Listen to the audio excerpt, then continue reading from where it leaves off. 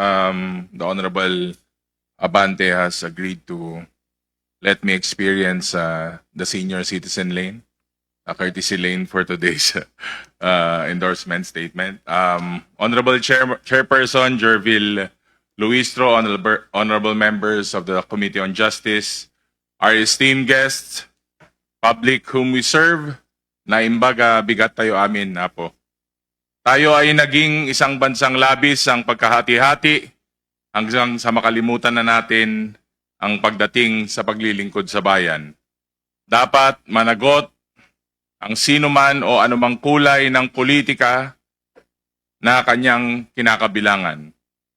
Ang pananagutan ay nangangahulugang paglalantad sa mali at paglalabag sa matagal nang umiiral at patuloy na sumisira sa ating mga institusyon. Now is the moment ripe for remembrance that it was nearly 4 years ago that the Vice President stood before us, raised her hand, and pledged faithfully and conscientiously to fulfill her duties as the Vice President of our country, preserve and demand our Constitution, execute our laws, do justice for every man, and consecrate herself to the service of the nation. Nakakalungkot po na isipin na nakalipas na po ang halos 4 na taon mula nung ipahayag. Ang mga pangakong iyon ay mukhang hindi naman natutupad. Sa kasalukuyan, ang Vice Presidente ay nahaharap sa mga aligasyon at paratang na pagtataksil sa tiwalang ipinagkaloob sa kanya ng taong bayan. Mga aligasyon na hinggil sa umiiral na kultura at panunuhol at ibang katiwalaang matagal nang sumisira sa integridad ng ating institusyon.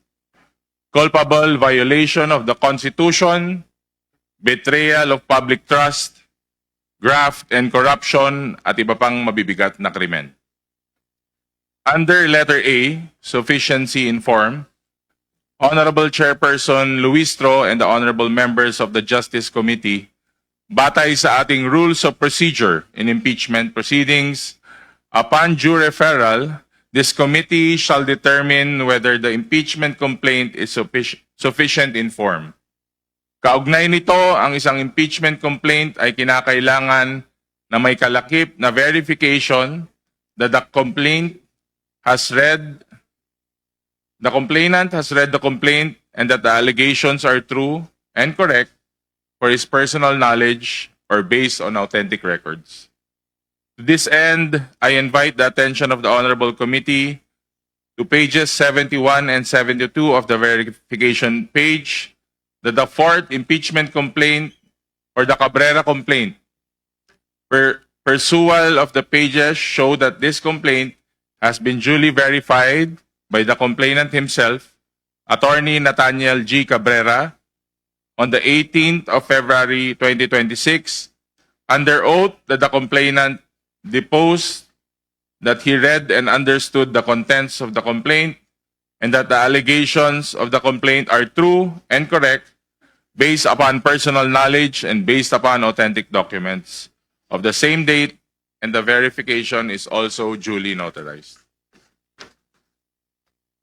Page 70 of the 4th impeachment complaint shows that it was signed by Attorney Nathaniel Cabrera. Higit pa rito, bilang bahagi ng formal na proseso, ako at si Representative Bienvenido M. Abante Jr. ay pumasa ng isang resolution of endorsement dated February 18, 2026, duly subscribed and sworn before the Honorable Secretary General Attorney Cheloy E. Villacaria Garafil.